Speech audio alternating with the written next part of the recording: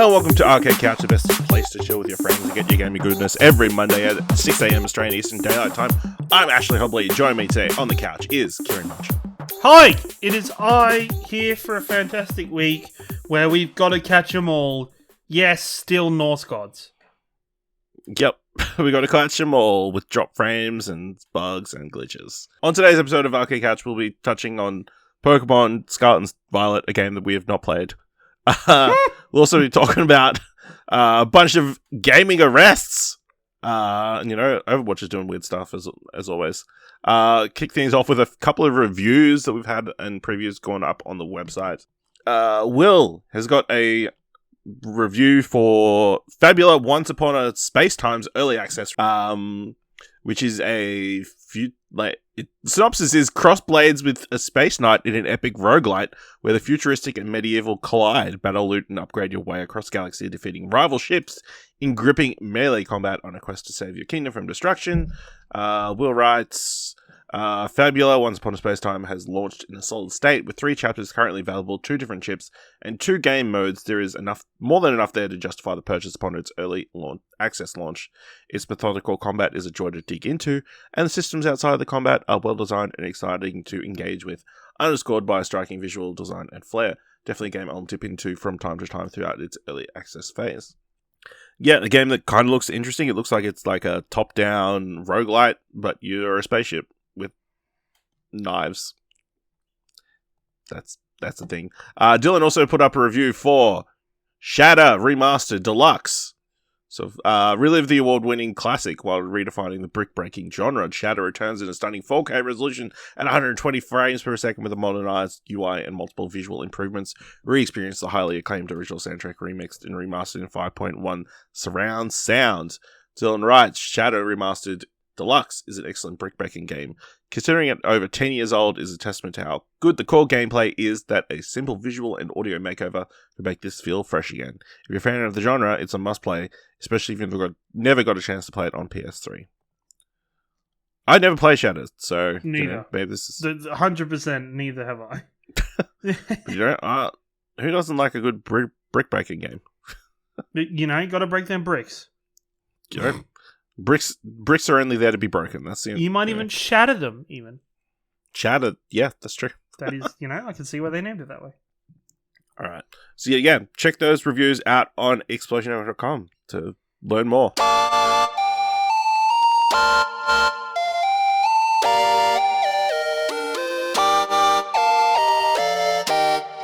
Let's just jump straight into the news.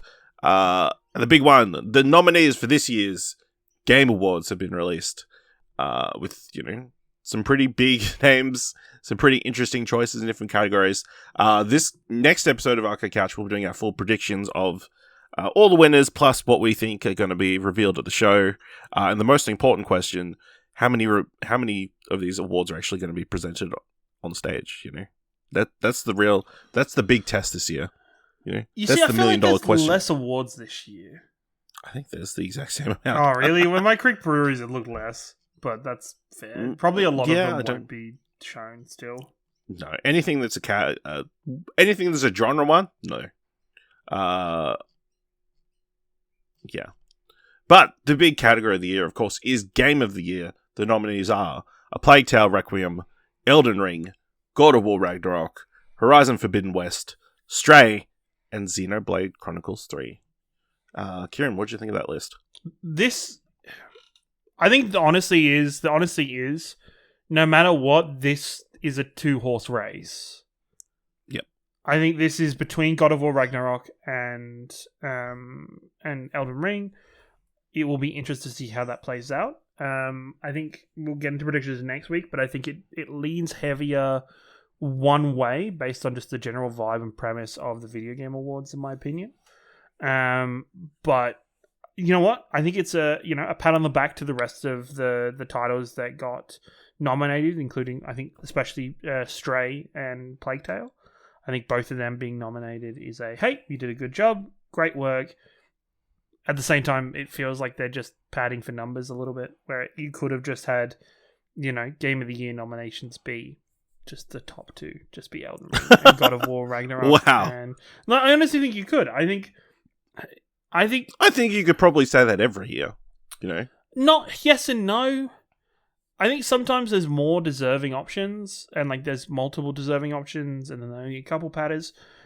Like I think normally, I think when you, in my personal opinion, when you compare God of War and Horizon's on a God of War is on a different level to Horizon, in my opinion. I think Horizon slightly fell off the face of the earth after it was released. I don't think it had the ongoing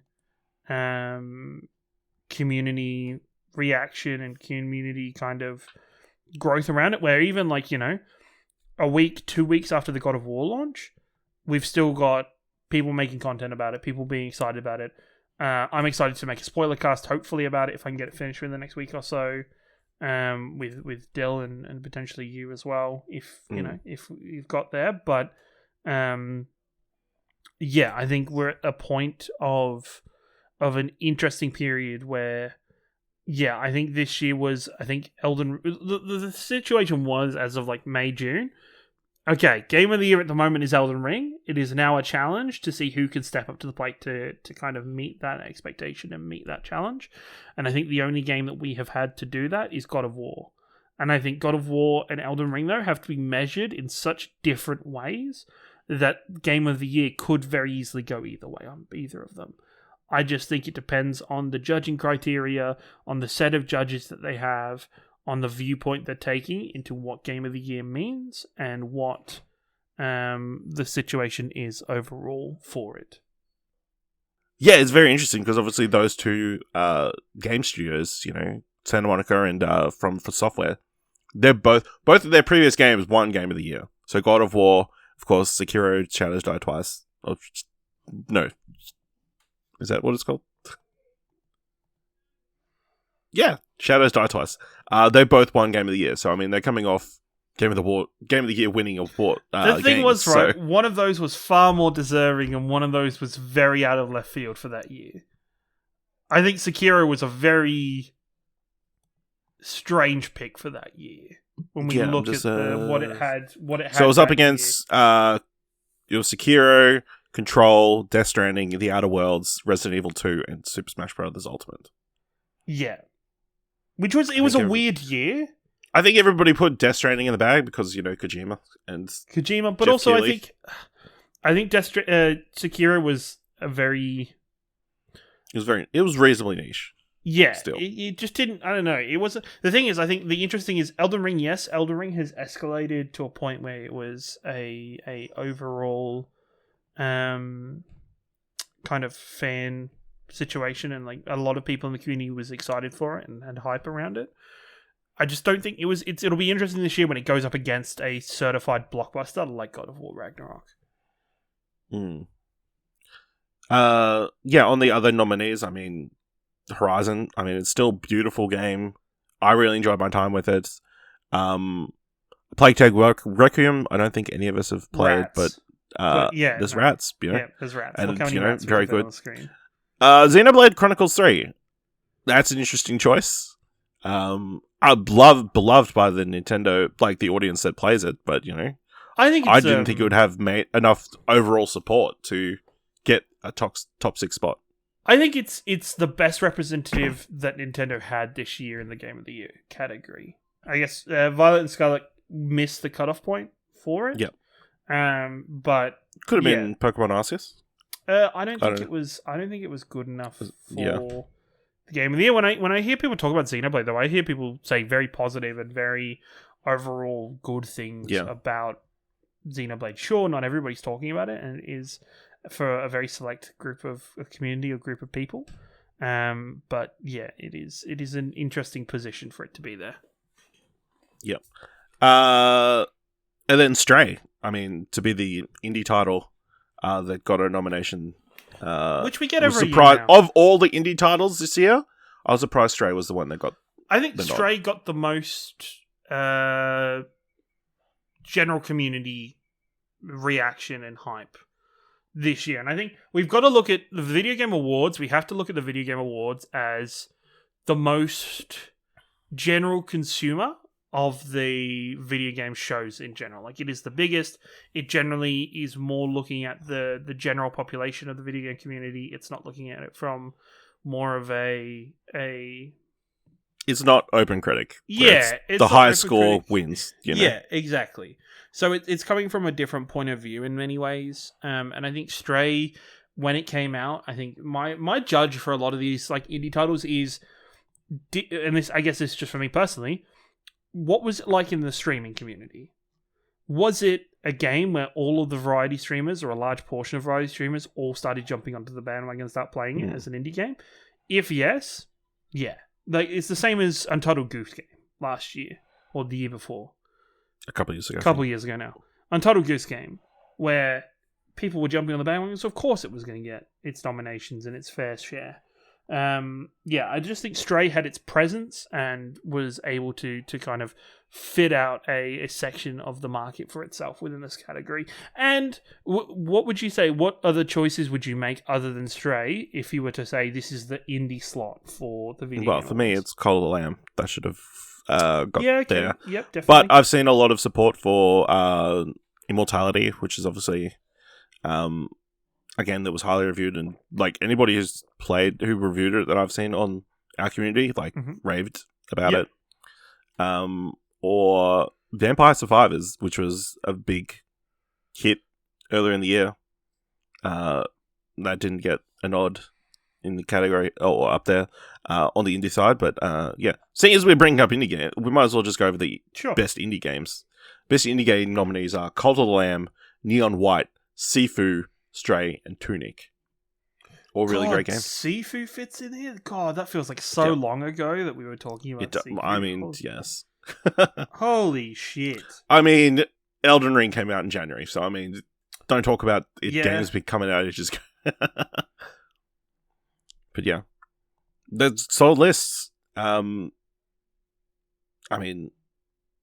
I've only played 2 of those.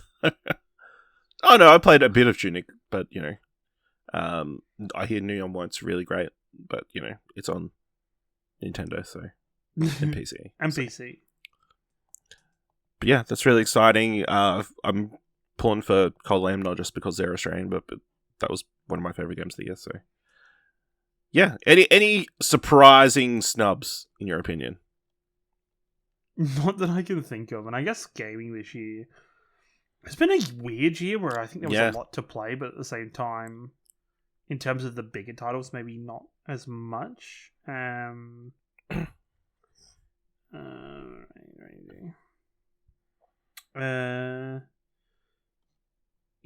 think they've captured all of it.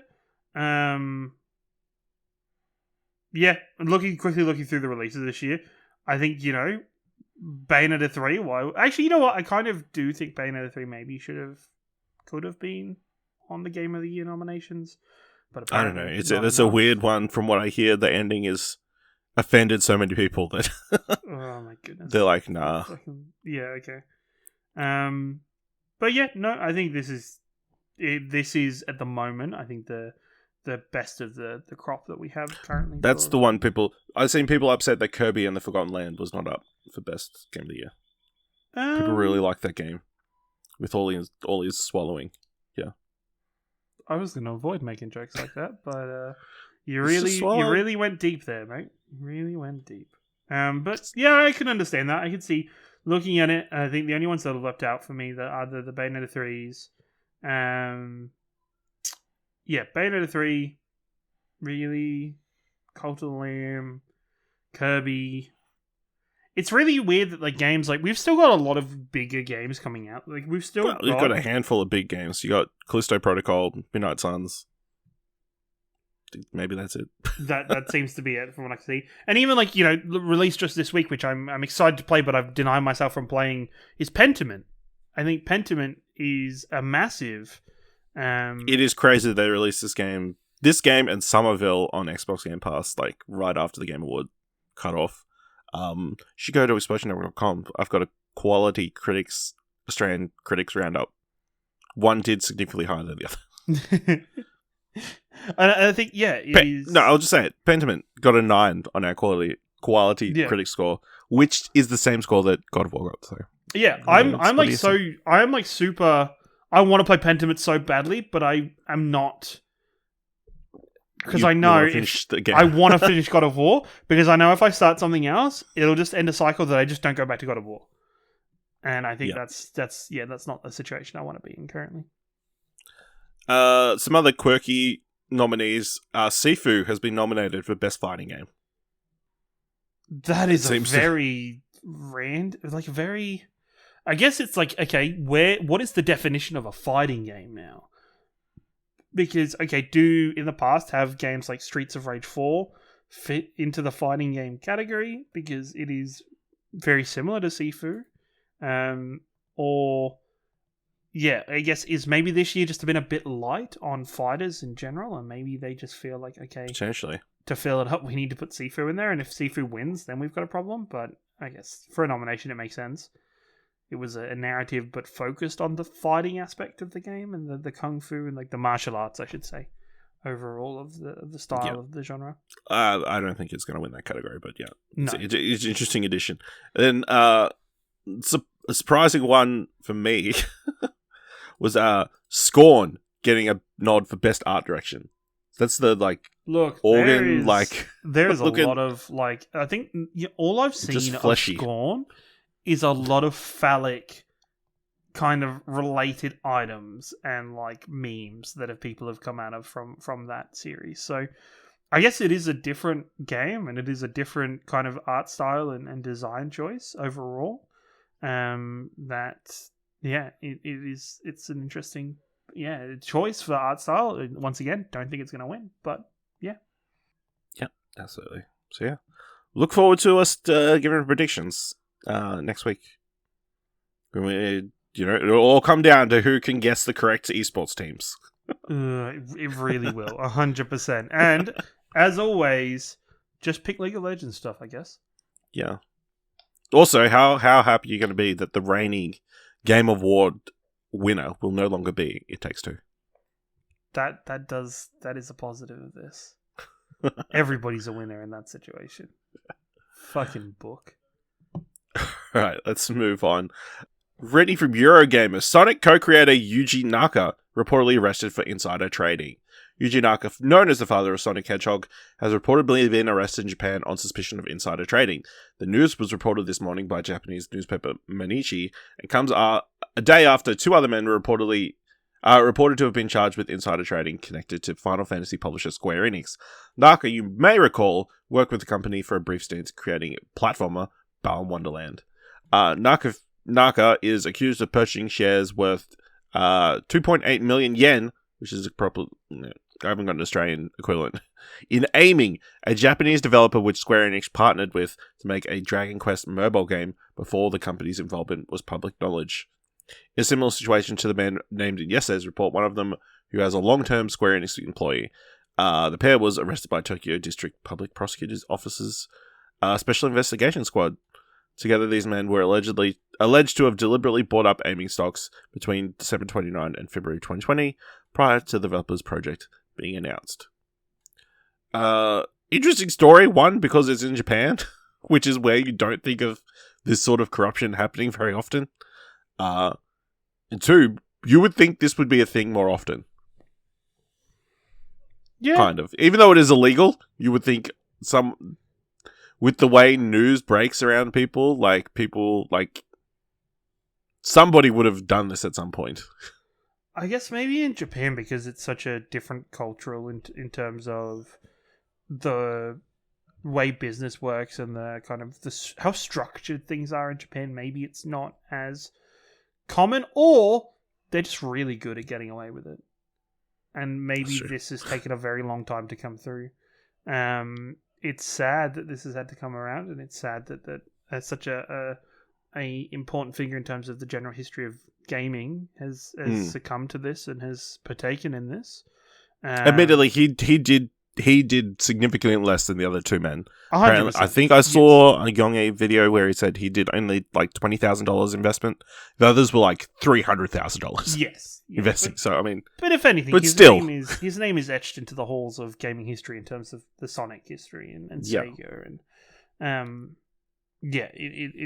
it's it's a crappy thing, and I think it happens far more in business than anybody would know, and I think it is just one of those things that it happens as much as it, as much more than anybody who gets caught doing it does. We see. Yeah, it's just crazy, and just definitely not a good look for Square Enix. No, a company that we know is more than willing to do anything for a buck at the moment. Yeah, Square Enix is a weird company. It's so sad how excited I am for Final Fantasy as well. But I feel like Square Enix, I guess for me, Square Enix, I feel like there is a separation between the corporation of Square Enix and the creators that work for them. That is, very at odds with each other currently. Okay, reading from VG247. Riot Games and Ubisoft team up in AI research project using player chat logs as training data. Ubisoft and Riot are collaborating on an anti-toxicity research project, which will focus on collecting in-game chat logs as training data for AI algorithms. Both companies are set to release their findings from this data next summer, at which point future steps will be decided.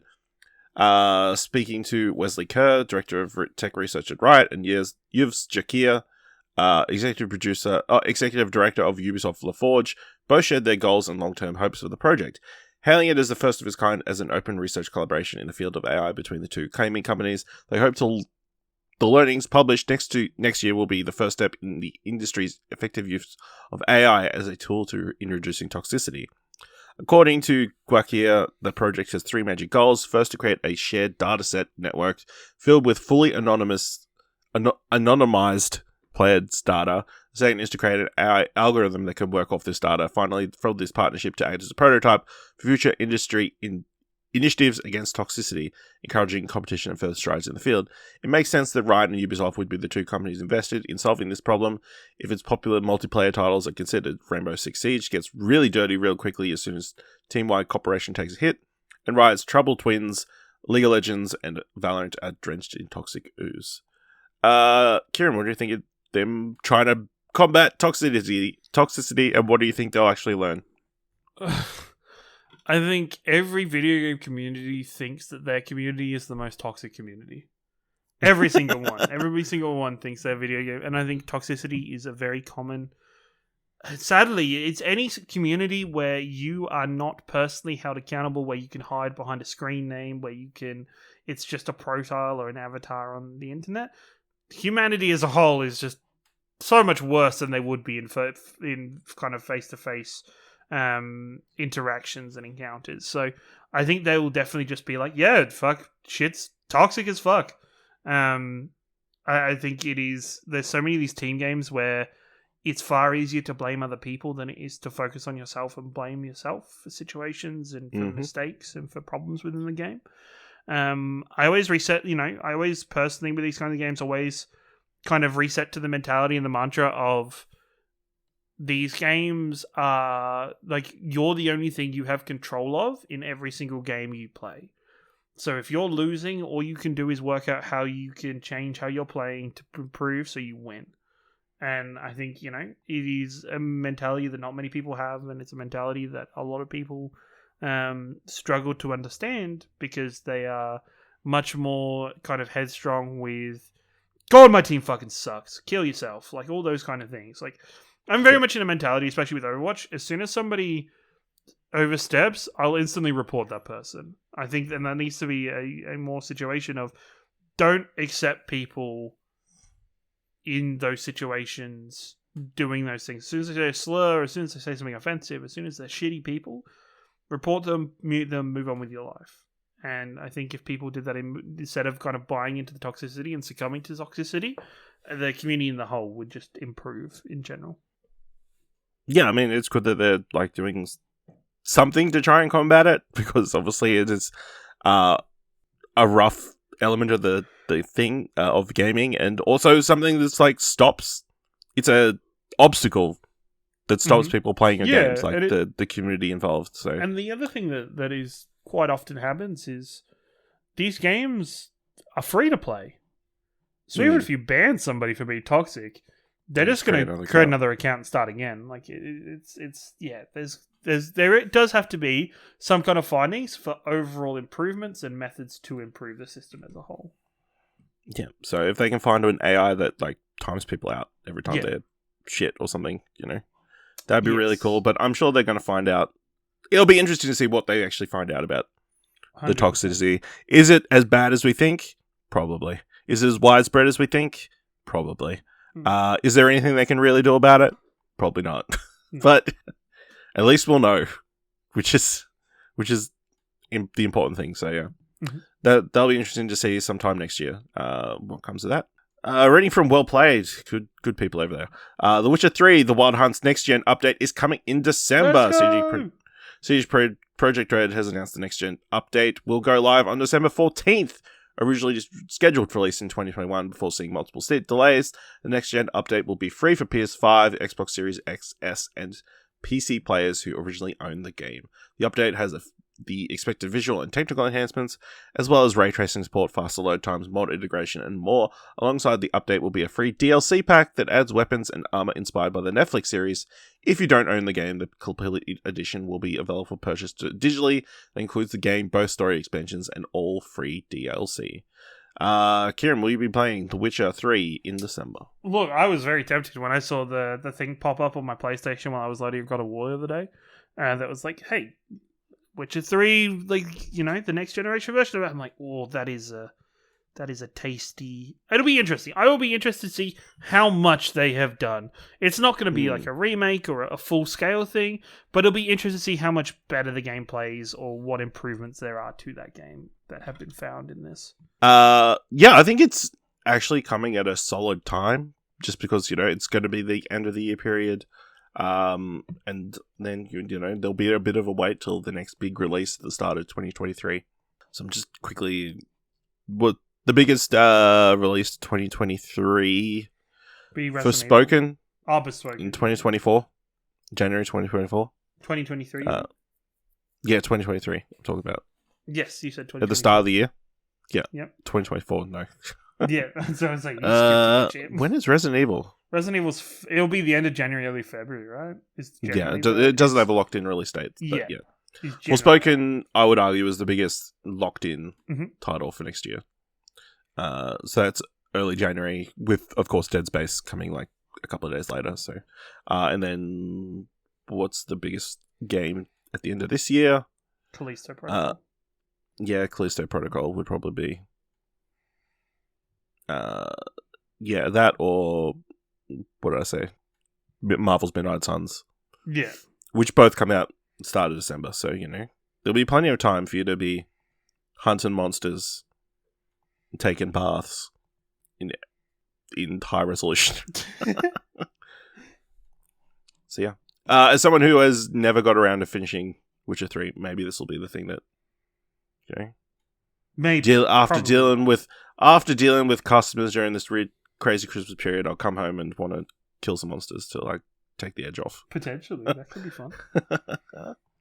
This was an interesting story to see kind of develop over the past couple of weeks. Popular free Superman Unreal Engine 5 demo was stolen and sold as an $11 game on Steam, finally removed after 2 weeks of complaints.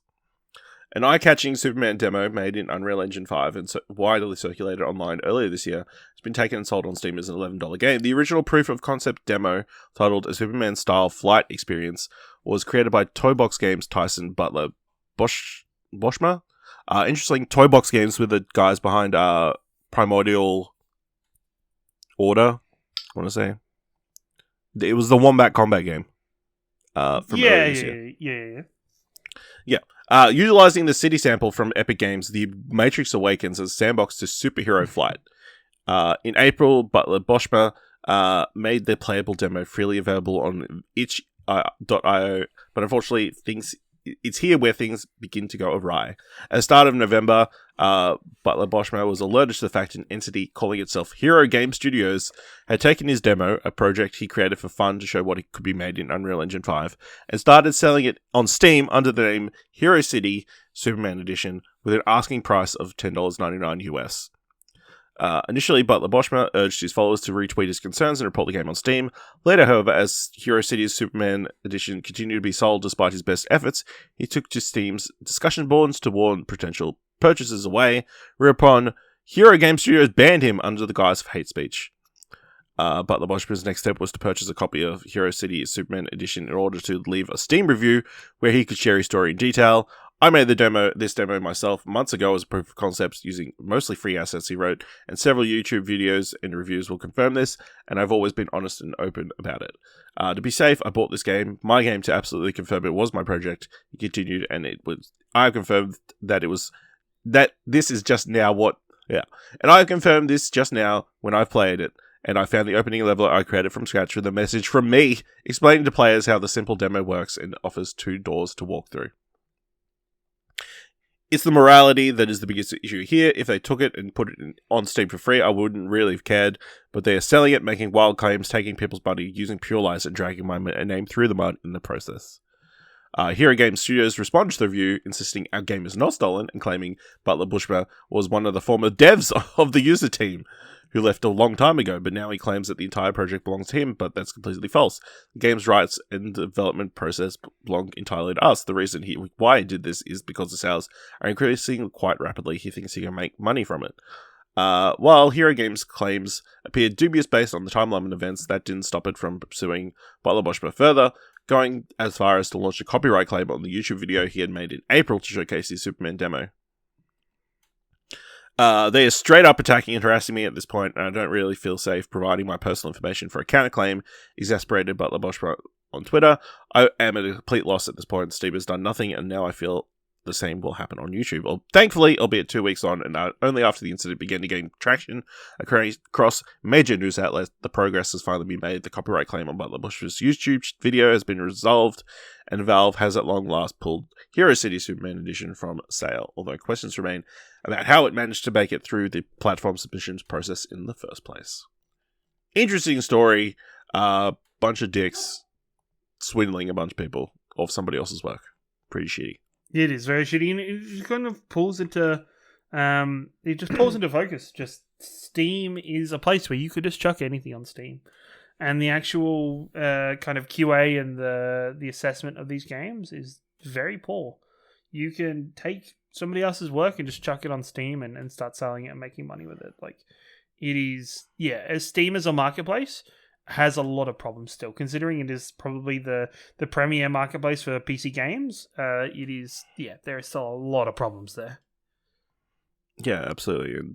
And, it's good it's been resolved. I'm sure, like, all the people behind selling the game will scatter to the wind now, and they'll work now under some other name, and, like, they won't get any punishment from this other than not being able to make any more money off this. But yeah, it's a pretty shitty situation that probably took way too long to be resolved. But yeah, we can all take solace that, it isn't end, it's over. But yeah, if you want to play it, go to the itch.io link in the Eurogamer article, I guess. Check that out. Reading from Press Start, Control 2 is officially confirmed in development with a new publisher. Last year, we reported that Remedy had signed a deal with 505 Games to complete 2 new games. Today, the developer has announced that one of those titles is a sequel to 2019's award-winning action thriller, Control. Remedy has signed an agreement with international publisher 505 to co-develop and co-publish the sequel, Control 2. The project is in concept stage, and the initial development budget sits at 50 million euros. Remedy Entertainment will retain ownership of the game's intellectual property, development, marketing, post-launch investments, and future net revenues will be evenly divided between 505 and Remedy.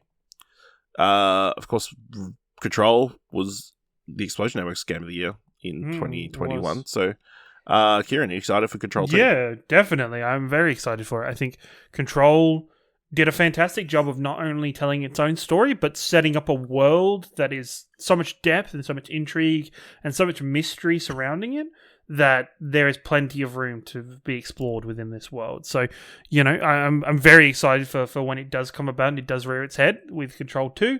They set up an overarching universe with its connections to Alan Wake.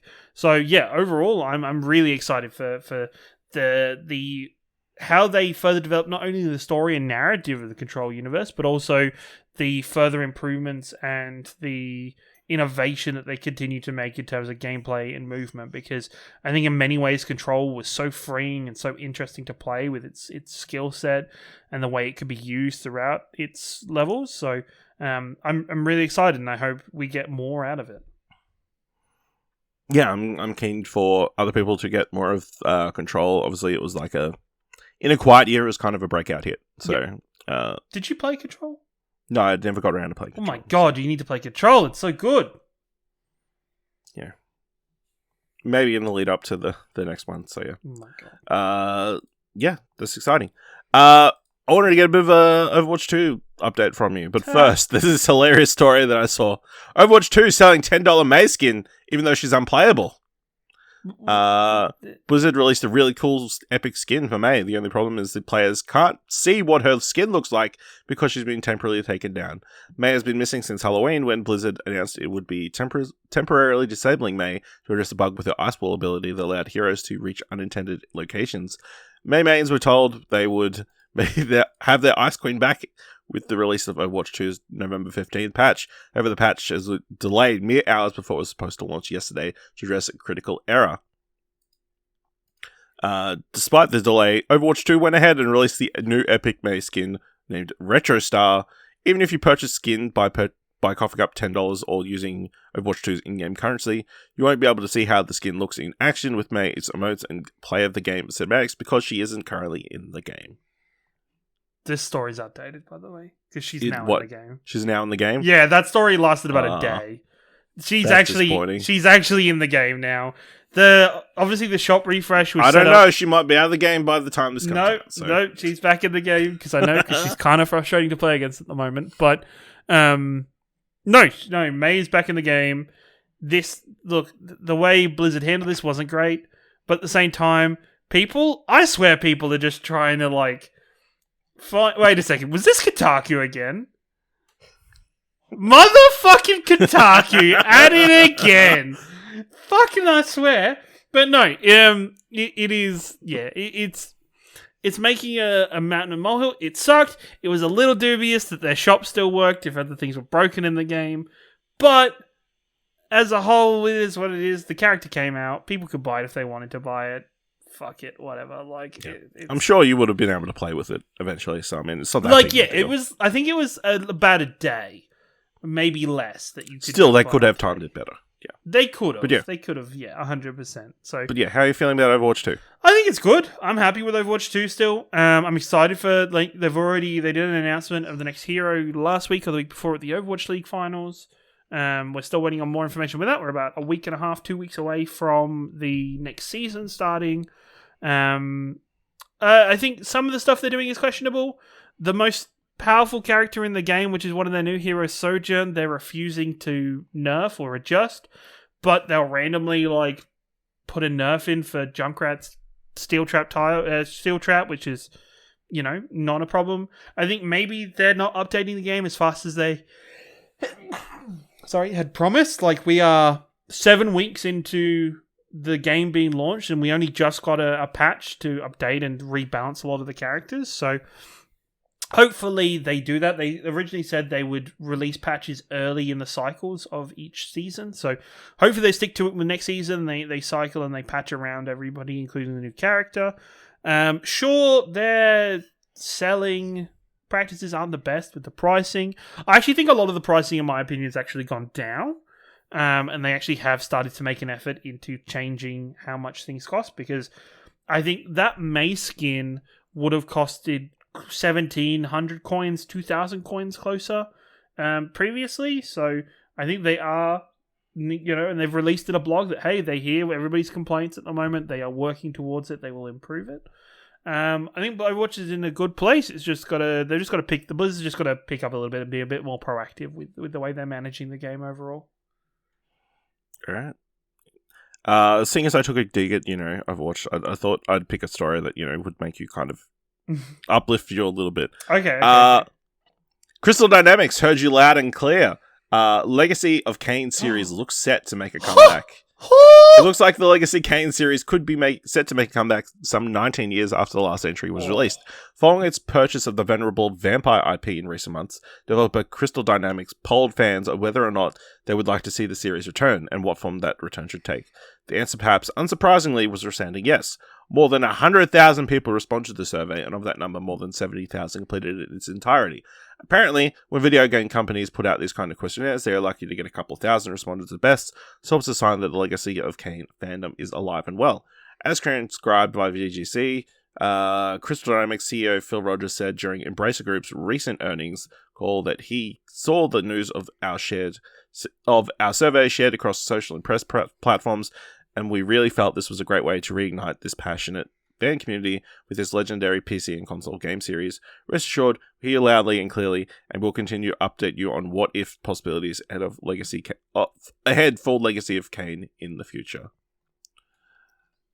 Ciaran, do you really want a Legacy of Kain game? I was one of the people that completed the survey. Yes, massively.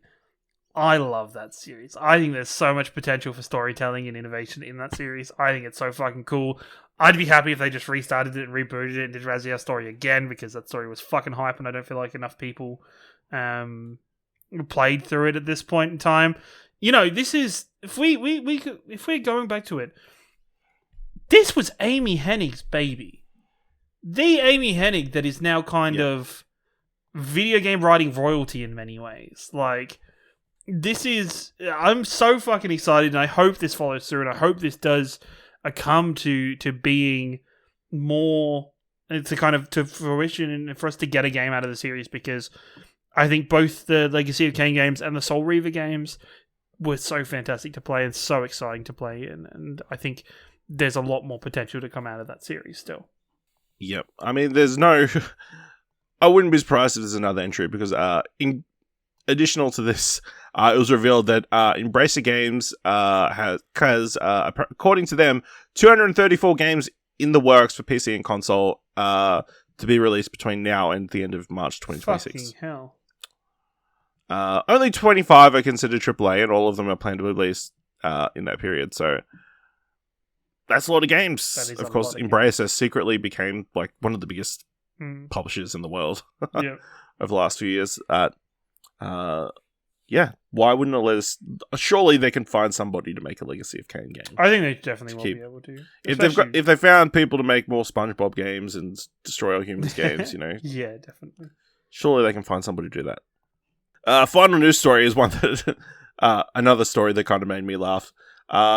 Nintendo Japan may now refuse console repairs if you're rude to staff. Nintendo Japan has updated its terms and conditions to allow its customer service staff to refuse repair requests if faced with harassment. An update to Nintendo Japan's repair and warranty regulations in October warned customers they will no longer be eligible for a product repair replacement if they are found to have behaved inappropriately to staff. This includes instances where a staff member has been threatened or verbally abused, or where a customer may have been deliberately wasting their time. The move has been welcomed by the Japanese government's Ministry of Health, Labour and Welfare, which called the stance effective. Ciaran, should this be applied everywhere? This is alright. Like, so for Australians listening to this is just fucking normal. If somebody's rude in Australia, you could just tell them to fuck off nicely, but you could just tell them to leave, and you're not serving them. It is like when I was training people at McDonald's back in the day. That was rule number one. If somebody is crap to you, if somebody's rude, if somebody goes beyond what, you know, is understandable in some situations, you're within every right to be like, sorry, I'm not serving you, please leave the store. I think that's different, though. Like, selling a product, that's okay. But if there's a reason why something should be under warranty, or should be, like, if something's faulty? If you're being sure, you've got the right of that, but if the moment you are rude to get that done, you start abusing people. And look, this is the thing. This is where the definition of what is rude and what is abusive comes into it. Because you can understand some people when they're frustrated that their product isn't working, or the turnaround time to get their product back isn't working, or anything. But I think it's just a basic human decency. Just be nice to people. These people aren't the reason that your Switch broke. Just be nice to... Like, this is the stupid thing for me is... I don't get people who are rude in this situation when you're wanting to claim a warranty or break. You don't do that. You nice the person.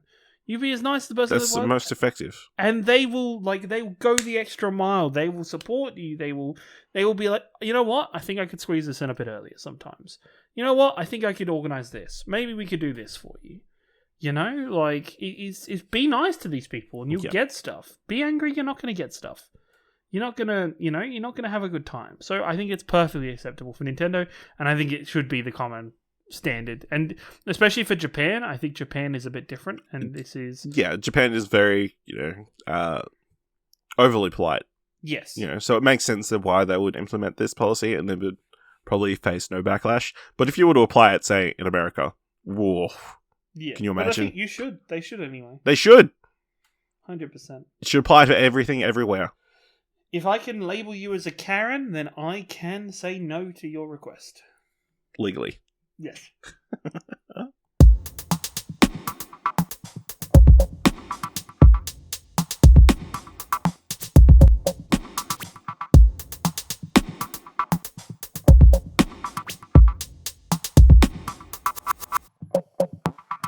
So the big release of the week, Pokemon Violet and Scarlet.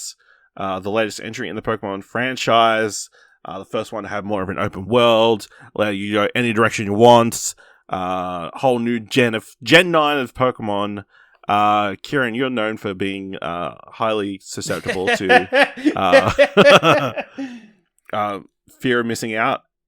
Have you been tempted to pick up Pokemon Violet and Scarlet? Look, if I was a person piloted by like a mini naval fleet of military staff, they would have, before Pokemon Violet and Scarlet came out, they would be like, "Band down the hatches, man. Prepare, we're going to be hit by a feeling of FOMO." And, would be prepared for it. I feel like no FOMO so far. Even when I look at it, I see how poorly optimized the game is at the moment. I see that it just looks like more Pokemon, which normally I think is okay, but I desperately want the Pokemon Company, Game Freak, just to iterate a little bit on your game. But iterate in some, different ways.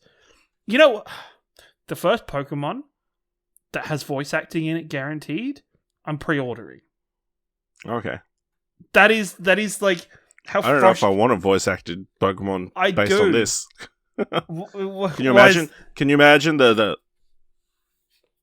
sudden stuttering of the voice acting in the middle of important conversations? Okay, yes, has to be optimized well conversations, important conversations. Yeah, okay. Can you imagine all the glitches? Yeah, I get it. But at the same time, watching this game further cements my thing of, as I've said before on this show, Nintendo, stop making hardware and just become a software developer. Just make your games for the other consoles. Do you think it's the Switch hardware that's holding? I think it's it both. back, or is it them? I think it's Game Freak / Nintendo rushing this game to market before Christmas and not optimizing it correctly and rushing it to it. I think it is the Switch. Even though you can say, okay, but games like The Witcher 3 and Persona 5 Royal and every other game that's like open world runs fairly well on their consoles and they're much more higher graphic fidelity. But at the same time, I'm just like, yeah, but if you just had a higher power console that wasn't trying to be a portal at the same time, just do that. Just play. Let's just build your game there. Yes, I am forever connected to the idea of portability with Pokemon, but I just want the game to run well. The point where I see gameplay images of shadows stuttering as people are running past and stuff like that is just not good. There's just, I don't know.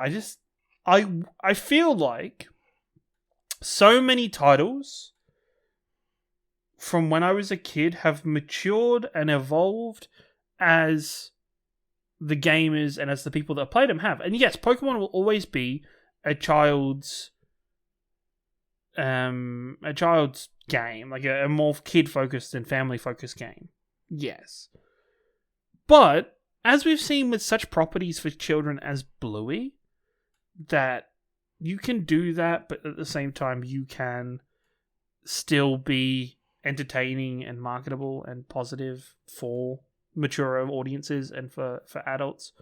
You have an adult fan base, you know? I would almost say that more adults play Pokemon than children do. And I would say, you know, it just needs this... Pokemon just needs to grow up a little bit and mature a little bit. Not in terms of the content, but in stuff like voice actors, the method the game is played. Maybe shake up and change and get some innovation in there. You look at a Pokemon game, and like when I looked at it, I'm like, that game looks exactly the same as Sword and Shield. And Sword and Shield had kind of advancements in the overall game, in the overall graphic quality and the style of the game. But when I looked at Sword and Shield, I went, yeah, that's a Pokemon game. That is the same game that I've been seeing since Gold and Silver. You know, since, you know, if you compared them, there's still a lot. Like, I understand the culture around them, the culture of finding your shinies, the culture of catching them all. These challenges like your Nuzlockes and your living dexes and stuff like that. I understand them. I just think they could be done in a much better and more efficient way that Nintendo, if they put a bit of love and care into it and a little bit more time into progressing the game innovatively, could be a much better game and a much better experience. Yeah, it's an interesting game because on one hand, it is possibly the most broken Nintendo game that's ever been released. Yes. I can't really think of another one. We've seen some of the crazy glitches, including characters having giant big heads, people falling through the map, Jigglypuff just suddenly flying away, and all sorts of stuff like that. On the other hand, people are calling it the most fun Pokemon game yet. People are loving the actual gameplay and the story and everything of the actual game. It's just being hindered by all these technical issues. So, I don't know. In 1 year's time, are we going to be like, yeah, this was the best Pokemon when they finally fix it? Or are we going to be... Or is everybody going to be turned off by this game because of the technical issues? It's difficult to say, but yeah, it is crazy that they released this game in the shape it's in. Did Pokemon really need to release it before Christmas? You know? Are the sales really going to be that different between if it was released any other time of year? I don't think so. Yeah. And this is the other thing, right? If you were like, okay, let's have like a month. Some people might be like, okay, let's do a month before Christmas. So we get a good month of the normal price. And then during Christmas, we have a sale price that's a bit cheaper. No, it's fucking Nintendo. That's that price that it's going to be for the next 10 forever. years. Yeah. That is forever that price. Like, it's not like they're going to be impacted by that. It's not like people are going to be like, oh, it's Christmas, we're going to buy it. No, fucking... You know what? If you released it in January, parents would be buying it for their kids in Christmas that year. Because it's Pokemon. If they got to wait till Christmas, they would wait and still buy it anyway. But, yikes. Just no. Okay. But in this newest iteration, there have been 103 new Pokemon added to the Pokédex, the overall Pokédex, which takes the total of Pokemon. Do you know what the total number of Pokemon is now? No, it's like over 1,000 easy, right? Yeah, it's like 1,008. Fucking hell. Which is crazy when we all started with 150 and we could all remember what they were or not. So, I figured we would kind of repurpose one of our previous, segments about Pokemon. We're going to have a year discussion about the Pokemon in Violet and Silver, the new ones. So yeah, we're just going to go through the list. We'll see how many we can go through in the next little bit. I think this is going to be a multiple episode endeavor based on our previous year discussion. But yeah, I'll kick things off with the first batch of Pokemon. We've got Sprigato. Sprigato? Still don't... Yeah. It evolves into Florigado, and then it evolves into Masquerada. So yeah. One is the little weed cat, and evolves into a wee cat that is like standing on its hind legs. Much in it, and then evolves into Masquerada, which is described as the magician Pokemon, which is like, I guess, kind of makes sense. I think that's kind of cool. Masquerado. I actually, you know what? As a whole, I think that's pretty cool. I'd say yeah to those. Yeah, I'd say yeah. I mean, it's a solid evolution. I saw a lot of hate for Masquerado at first, but Oh, really? No, I think they're kind of cool. It definitely, the weeds kind of look like a cape on his back, I guess, weirdly. Yeah. But I think that's what it's supposed to be, It's supposed to be like a masquerade person. Masquerade. Yeah. Interesting. Do you want to take the next one? I do. Okay, so it's Fuecoco, which turns into Crocalor, which goes to Skeledirge. I don't know. I feel like we've seen this Pokemon before. Like, I just don't know. I'm good with the nah on this one. How about you? Yeah, I'm gonna I think it's a good match. Obviously, it's like the evolution of like a crocodile from a. The middle one is a little bit awkward, I will say. Yes, the Crocalor, a little bit awkward. It looks like a little almost like a turtle with a hat. The thing for me, it just looks like a fire Totodile, but they shit the bed with the third evolution. Like, whoa. Totodile's evolution looks so cool. Like, the whole, the Totodile, I didn't like Totodile, but Totodile is still looks cool in all of its evolutions. I just don't like it. So, I will say, Skeledirge, the third evolution, in the second one, it's got the little egg on top. Yes. Or an explosion. That hatches in the third evolution into a little firebird, which is sitting on its nose. I don't know if you can tell from those images. No, I can't. Yeah, it's and apparently it's the singer Pokemon, which you wouldn't have guessed. It likes to sing. I think it's cool. I think it should make fans happy because it stays on all four legs. Which is a very rare occurrence and something people can complain about. So yeah. Next up we got Quaxley, which evolves into Quaxwell, which evolves into Quackaville, which it just gets more fancy and more preppy. It gets older. And the Quackaville is a dancer Pokemon, which you can definitely see. It's got this weird headdress thing, I'm gonna I think so. I wish it had kept the quaff going that it had in the first in Quaxley's form. I wish that had just gotten into a more outrageous hairdo as it evolved, but I think overall it looks pretty cool. Yeah. So out of the three starters, now that you know the full evolutions, which way are you going? In order, it's Sprigatito, Quaxley, then Fuecoco. Which is weird, because I'm not really a grass type kind of person. Okay. I don't think I've ever really been a grass type. So the fact that I am in this one is kind of strange. No, I'm going Quaxley Sprigato. No, Quaxley Fuecoco Sprigato. No. Or whatever his name is. Purely because I can't say his name. Alright, next ones. Oh, okay, this is Lechonk and Lechonk. Oinkoloni. I don't know. I think. It's a bunch of pigs. I think Lechonk's pretty dope. I've always since they said that Pokemon's name is Lechonk, I've been all about it. So yeah. Yeah, I'll go as well. Little Chonk looks like a little sad boy. Reading a description. Lechonk uses its sense of smell to find and eat only the most fragrant wild grasses and the richest berries. As a result of its dining habit, it creates a radiant aroma resembling herbs that bug-type Pokemon dislike. So yeah. It looks like it would also be delicious. Also, it's got different male and female evolutions. Which I can appreciate. You can appreciate it. Yeah, still, that's got problems in itself. But yeah, as a whole. Next up, we got a couple of bug Pokemon, because of course we got a couple of bug Pokemon this early in the Pokedex. You got Tarantula, which evolves into Spidops. So, Tarantula looks like it's like a little spindly spider kind spindly spider web ball, Mhm. and evolves into like almost like a dandy long legs kind of thing. I don't know. It looks like a bug monkey from just the little. Yeah, kind of. Like it just looks like It's weird because it looks like it's holding several of its legs together. Mhm.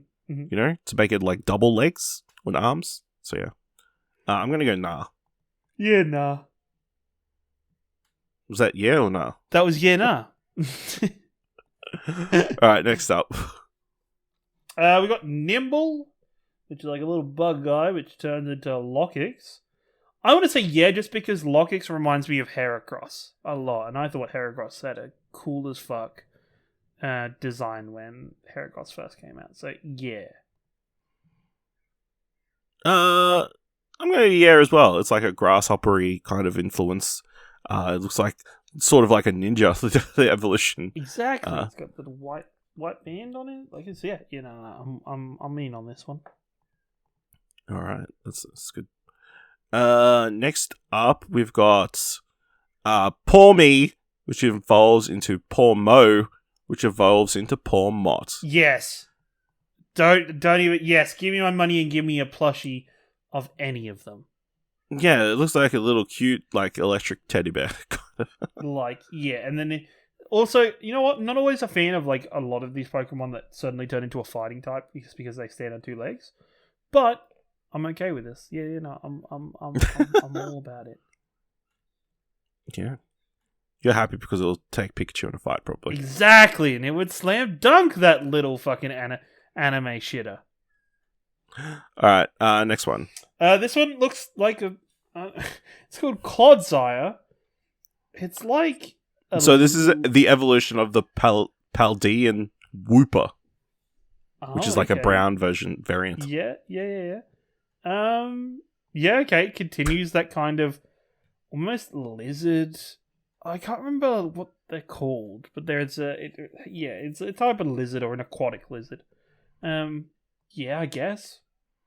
But no from me. I don't know. It looks very bland. I'm gonna go nah. It just looks. It kind of looks like an eclair. It looks like an eclair. Fucking hell, you eating some weird ass eclairs. Well, it looks like a if weird I saw an chocolate eclair donut. that looked like that, I'd be like, nah, I'm good. It's got a weird mouth and Nah. Next up, we've got Tandemouse, which is like two little white Jerrys. Or white mice. Yeah, like Jerry the Mouse, from Tom and Jerry. Sorry. Did you always say Tim and Jerry? Yeah, I was about to. Oh my god. And then it evolves into Mousehold, which is those two same mouse, but with a little baby.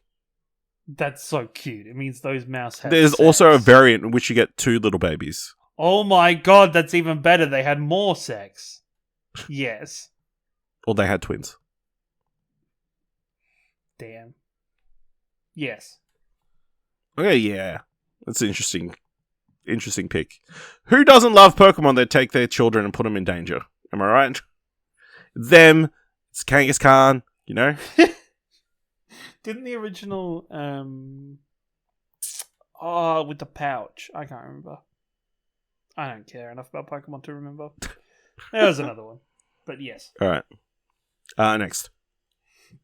So there's Fido and Dashbun, which, yes, as a whole, cool, but also at the same time, I don't know how I feel about Pokemon being almost made to look edible.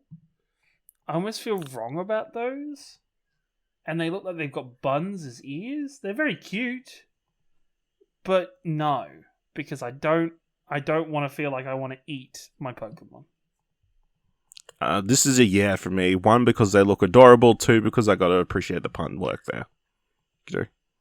Fido and Dashbun. Hilarious. It definitely looks like the way it evolves is you put the Fido in the oven. That's how it evolves. You have to put it in the oven for like 20 minutes and it becomes a... Fucking hell. Yeah, you don't hit it with a stone, you put it in the oven.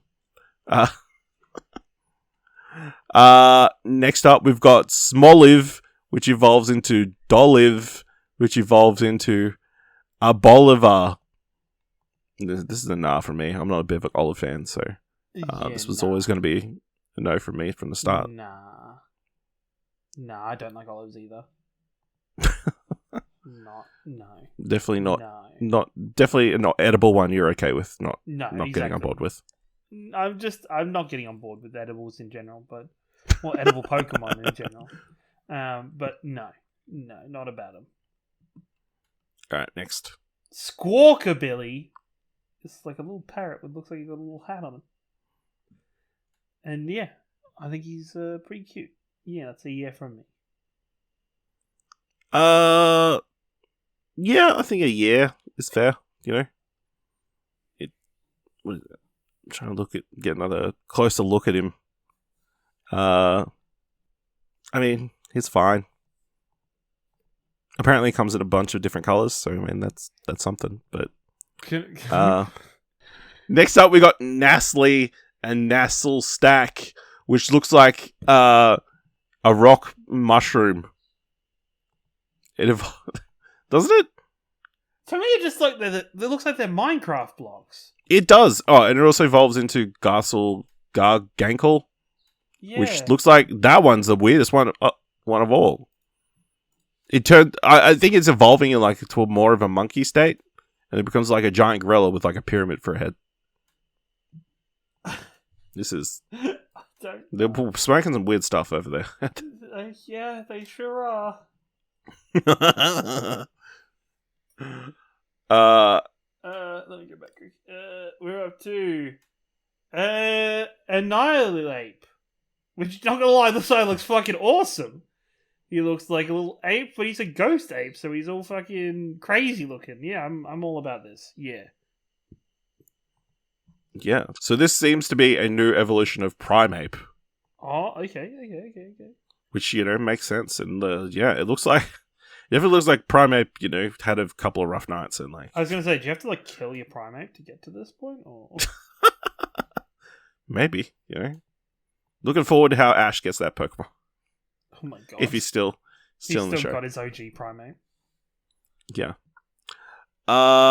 Next up we've got Charcadet, Amirage, and Ceraluge, which are all fire Pokemon. Dude, this looks hype. These are like little knights. Yeah. Not gonna lie, Charcadet's mask kind of face looks more like a gimp mask than a knight mask. But Armarouge and Ceraluge look fucking awesome. They do. They look like they should be in a friggin' Soulsborne game. Yeah, 100%. I want them in a Soulsborne game. Fucking dashing around the screen, killing shit. Hell yeah. Give us that game, Pokemon, Alright. Okay, yeah, these two are guessing an evolution? Yep. Tadbulb into Bellybolt. I want to say yes, just for Bellybolt. Bellybolt looks cool. It looks so cute, like a little chongus guy. Yeah, I'm gonna go yeah as well. Clearly, it's like a tadpole light bulb is what they're going for. But Bellybolt, I mean, that's an adorable looking dude with a derpy face and the eyes on the side of his head. It's just holding its belly, little frog dude. Yeah. I'm all aboard that. That is some adorable shit. Some would even call it #cutie. #cutie. Next up, we got Watrell and Killer Watrell, which is clearly it's an electric bird. So wouldn't it be a Watrel? Like a waddle, but Watrel? Watrel. Okay, yeah, Watrel. And then a Kilo Watrel. Yeah. I like the names. I think they are your traditional... I mean, they're perfectly average flying. Yeah, they are your traditional birds. Normal Pokemon birds. Next. Next one. Sorry, I zoned out for a second there. Dun Sparse. So this is the evolution of Dunsparce, which is apparently in Sword and Shield. Oh, in Brilliant Diamond. Sorry, it's Pearl or whatever. Yeah, no. I don't know what the fuck this Pokemon is. It looks like just a nothing Pokemon. It looks like a weird bug, which just evolved from like... It just looks like the other one, but from a different angle. Yeah. Yep, like it's just more 3D'd. So... It's very sparse on its design. Alright. Next up we got Farigiraffe. This looks like a giraffe, but with, a black head. Well, I think that's an evolution, right? Of the other giraffe Pokemon? Could be. Let me... Ash, we are highly unqualified. It is. It's an evolution of Girafarig. Oh my god. So it's like the name... Well, the half of it, like, put in the other... It's an anagram.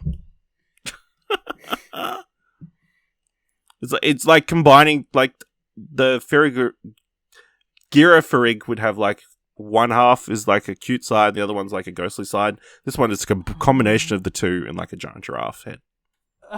But yeah, I'm gonna go nah. That is kind of freaky looking. Unsettling.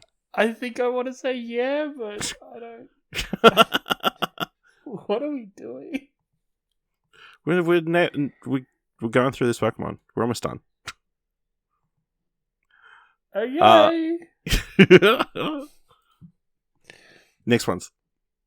Masstiff and Mabostiff. What is... Damn. They just look like two old dogs. How right? can you say no to Mabostiff? Look at those eyes. He just looks like so depressed. He looks... He's like, I'm too old for this shit. One of his abilities is guard dog. I feel like you have to say yeah, just for them being good best boys. I'm definitely going yeah.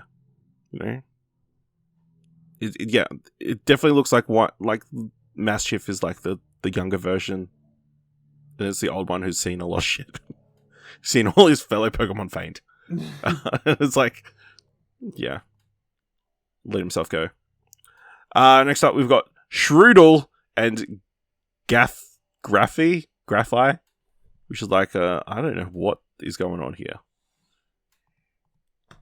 I guess it's some sort of like lemur. It's like a lemur, I guess. Yeah, it's like a baby lemur, and then turns into a big lemur. Bigger lemur with like wet fingers, literally whipping dripping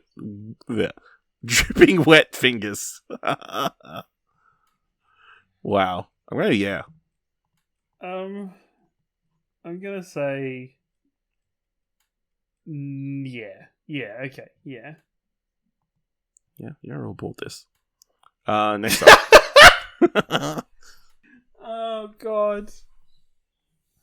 A Bramblin and a Bramblegast. They're a pair of brambles that are ghosts. No. Yeah, this is a no from what? It's just a bunch of thorns in like a pot. It's like a thimbleweed. I know. They're starting to...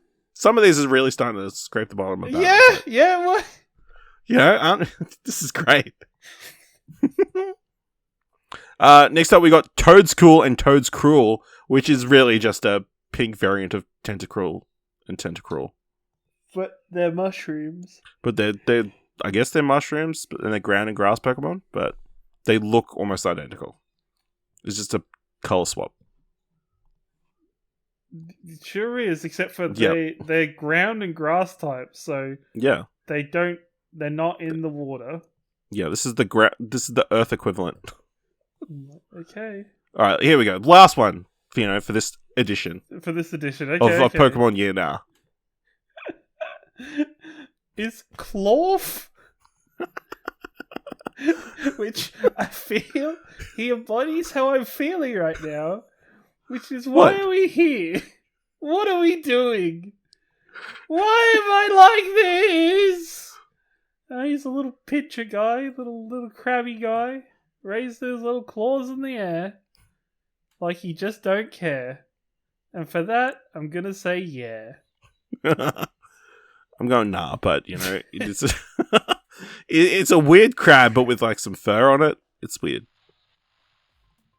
Well, he's got like elbow pads, like furry elbow pads all over the place. Yeah. Yep. So that's the first 50 or so new Pokemon edition. Let us know what you think of those Pokemon by going to explosion.com/Twitter or jump to our Discord at explosion.com/Discord. Let us know which ones of those you'd say yeah to, which ones you'd say nah to, and let us know how much you're looking forward to our next iteration of this segment. Of course, head over to explosion.com to check out our news, reviews, other podcasts. And if you really like this episode, and wow, after the last 20 minutes, you definitely should. Head over to our Go page at explosion.com/support. Buy us a coffee for as little as $1. Alright. Thank you very much for listening. Until next time, we'll see you here, same time, same couch.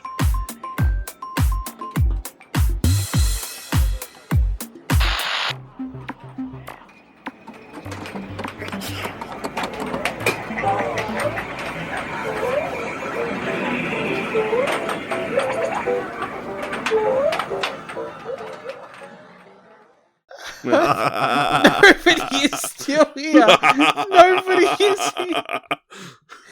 Oh, God. That was great. I love that.